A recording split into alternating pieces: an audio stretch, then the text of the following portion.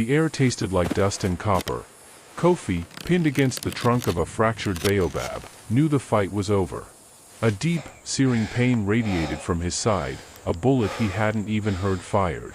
He had the evidence, tucked into his tactical vest, but Silas, the man he had spent 6 months tracking, stood barely 10 feet away, a predator enjoying the catch. Silas stepped closer, his face a mask of cold satisfaction. "It ends here, Ranger. And your pet project? The kinship lions? They'll follow the code, not you." Kofi met his eyes, his breath shallow. That was the central lie, that the bond was just code. He bought himself one agonizing second, his hand scrambling across his chest for the hidden beacon. Click. The level 10 distress signal was sent, a desperate, digital cry into the vast, silent reserve. The sound of Silas's heavy boot connecting with his ribs exploded in Kofi's chest, stealing his air. He collapsed onto the rough earth. Time warped. He had seconds before Silas searched him. With a monumental effort that felt like tearing muscle, Kofi reached into his vest, pulling out the small, waterproof drive. He saw the distinctive, gnarled base of the old twisted acacia just within reach. He has to miss this. His fingers, numb and clumsy, forced the drive into a deep fissure in the bark, camouflaging it with a thin layer of grit and dry moss. Gone. Kilometers away, Delta lifted his head. He was conditioned to the kinship frequency, but this sound was different, lower, vibrating not in the air, but in his memory. It was the specific, rattling gasp of pain Kofi made 5 years ago, hauling him an echo from the razor wire snare. Non-digital. Primal. Echo rose beside him, her ears flat, sharing the certainty. Their protocol dictated they wait for GPS confirmation, but instinct roared over the conditioning. Back at the baobab, Silas knelt, his hand finding the empty compartment in Kofi's vest. "Where is it, Ranger? You think a dying man can hide anything from me?" He saw the faint scratches on Kofi's fingers, the fresh dirt. His eyes went to the acacia tree. But before Silas could move, the kinship server, having registered the distress, now registered the ghost code. Silas's remote countermeasure took effect, the level 10 signal vanished, replaced by 3 phantom coordinates. The trail went cold, and the lion's unique distress frequency was swallowed by digital noise. Kofi's eyelids fluttered, darkness closing in. His last thought was a silent plea into the void. "It's not just code, is it?" Aisha, the youngest analyst at Ranger HQ, jolted upright. Her monitor, the quiet, humming heart of Project Kinship, was screaming. The level 10 distress alert for Kofi vanished an instant after it appeared, replaced by a visual cacophony, 3 distinct, geographically separated signals blinking red. "No, no, no," she muttered, her fingers flying over the console. This wasn't a system malfunction, it was surgical. 90% of the display pulsed, directing the primary rescue force toward the desolate Gorge of Whispers, a known ambush site. But a faint, stuttering flicker, a mere 10%, lingered near Kofi's last verified patrol route. A familiar, venomous signature bloomed across her terminal, Silas's ghost code. He wasn't just hiding Kofi, he was turning the rescue system into a killing machine. Aisha's breath hitched. She slammed a hand down on the microphone, overriding the automatic dispatch. She couldn't send the teams into the gorge. Worse, she saw the countersignals broadcasting directly to Delta and Echo's tracking collars. Silas was digitally issuing predatory reversion cues, auditory pulses engineered to overwhelm their learned R7 obedience. The system was actively telling the lions to abandon Kofi and regress to feral instinct. "He's trying to make them kill the man who saved them." A cold wave of despair washed over her. Every firewall she implemented was instantly countered. The only way to win was not to defend the system, but to hack against her own architecture. She had to shut down Silas's broadcast, but doing so would blind the main rescue team. The flickering 10% was her only hope, a testament that the lions were ignoring the code.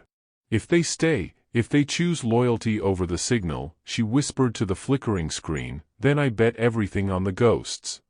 She gripped the enter key, ready to plunge the system into momentary darkness to break Silas's command chain, trusting in the unconditioned bond of two lions she had never met. The two lions broke through the scrub brush, their massive bodies driven by an instinct far older than KINSHIP's algorithms. They found Kofi at the base of the baobab. His chest was still. The scent of blood was thick and immediate. The KINSHIP collars around their necks began to pulse, sharp, jarring sonic clicks designed to trigger predatory reversion. Leave the kill. Seek easier prey. The code demanded they revert to savagery and abandon the human. Delta shuddered, a low, aggressive rumble catching in his throat, a sound he hadn't made in years. Echo nudged Kofi's still hand, sniffing the dried blood, and the intrusive clicking in her collar seemed to fade. The memory of the ranger hauling them, weak and starving, from the snare was a louder signal than any digital command. She moved, settling herself downwind, and began the low, repetitive growl, the R7 beacon tone. It was imperfect, ragged, and filled with grief, not protocol. The sun began its brutal ascent, threatening to turn the site into an undeniable monument to violence. Delta, ignoring the throbbing pain the sonic cues caused, rose and deliberately positioned his vast body. He wasn't providing shelter, he was forming a living shadow, a tribute to the man who gave them life. The act was pure, unconditioned respect. They settled into a guard stance, forming an unmoving, silent perimeter.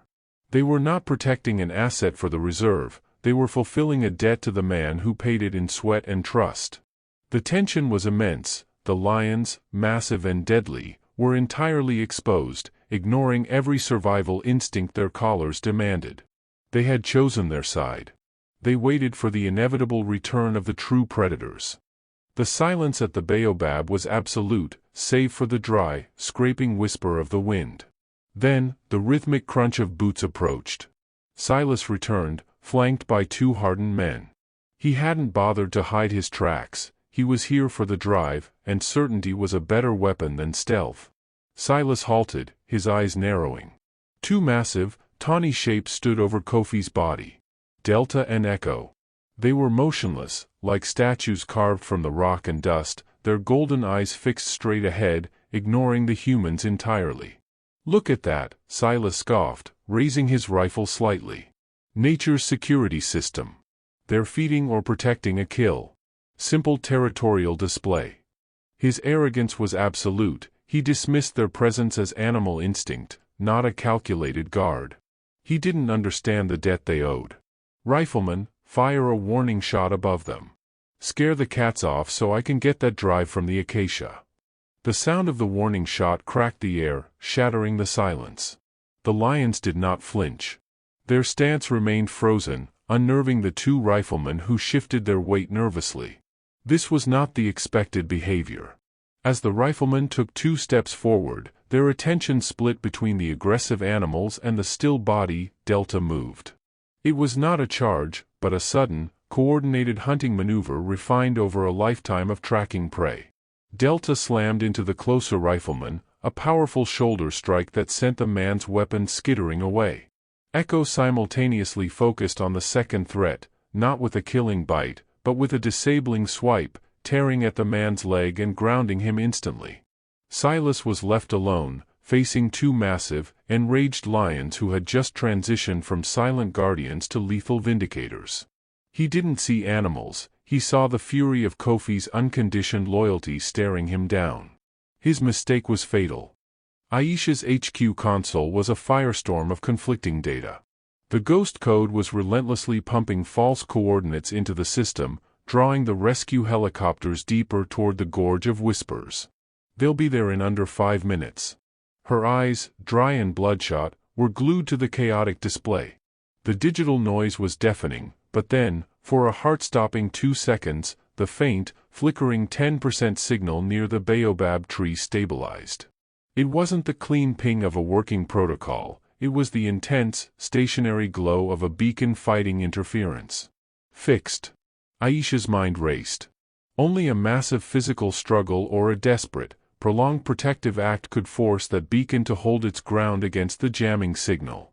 They're not just guarding him, they're fighting.